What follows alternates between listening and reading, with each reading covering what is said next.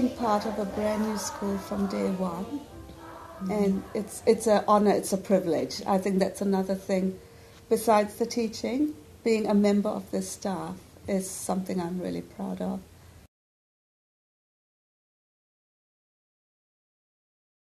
We have guardian groups, so we're all kind of responsible for a group of children in the hub. So in a sense, I guess other teachers might call that their class in a way, but the kids know that you're their guardian, but they don't treat you any differently to how they would treat the other teachers, and they don't see you as their teacher. It's just, oh yeah, so Miss Hinge is my guardian, and Mrs. Sager takes me for writing, and Mrs. Jackson takes me for maths. It's about giving up on that thing where you say, that's my class. They're all our children, all of the time, and it doesn't matter where you are. It's like the proverb of the village raises the child. Everybody in the school, everybody in the community raises these children.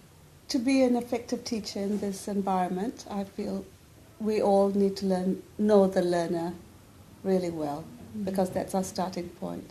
What does this learner need? What have they come with? What do they need? Where am I going to take him or her to? And that's done in collaboration. In the past, we did it on our own, and we did it the best we could. Now we've got 3 expertise to tap into, and that is such an added bonus. The leadership team must have spent so much time in putting together the programme as to what we were going to cover as teachers, and one of those things, it was a whole day, wasn't it, that was spent on collaboration, how it's going to work, what challenges might you face, and if you do clash and if you do have those rubs, how are you going to come over them? We had a 3-day induction retreat, and that was a very good opportunity for us to meet each other on in a non-threatening sort of environment. It was relaxed, it was get to know each other, and we talked about a lot of the vision for the school, what are the expectations, what we talked about effective teacher practice, talked about lots of things, and that gave us a chance to get to know each other, not just as teachers, but more as individuals. I think the fact that there are 3 of us, and if you have children that are just starting school, who need a little bit more support in the transition to school, it has been really, really useful having other adults within the environment to help support the child making the transition into this particular learning environment. I think at the planning stage that's critical. We spend a lot of time talking about what the learners need.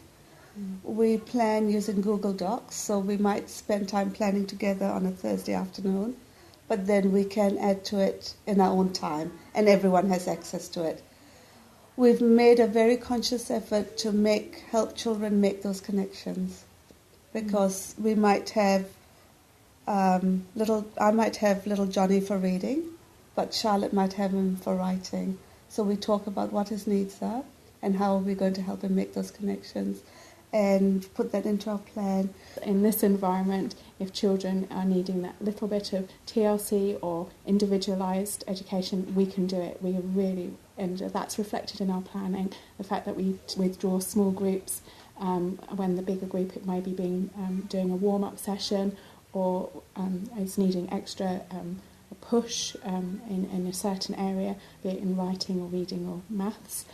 We can always be really flexible and engage those children and also their parents, and it's a good process to go through. Advice to any teacher who wants to come into this environment: you have to be a confident teacher, confident in yourself to work with others and to be able to share with others and collaborate with others. If you don't have those skills, the confidence, the collaboration, the sharing, flexibility. Sense of humour. Yeah. All those skills makes a good teacher in this environment.